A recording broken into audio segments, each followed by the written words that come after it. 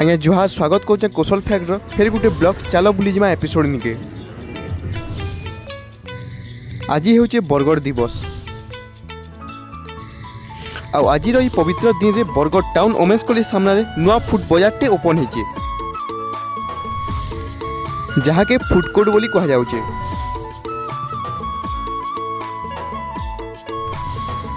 जगहटा बहुत यूनिक है संगे संगे बहुत बढ़िया लगुचे और बहुत भीड़ भी जमुचन।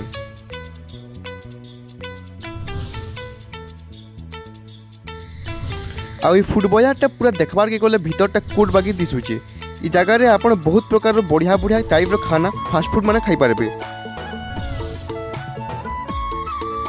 समके गुटे अनुरोध जे इ जगह थोड़े बुली आसुन और इनु सब प्रकार डिशेस मानकर मजा नेउन। फर्स्ट टाइम बरगढ़ टाउन रे गोटे फुड कोर्ट तैयारी होइছে जेने बहुत बढ़िया होइছে। आज बहुत लोग आइछन और बहुत स्टॉल लगा होइছে गुपचुप खेलान धरिक डोसा धरिक ठंडा दुकान मैंने सब रही बहुत बढ़िया लगुचे।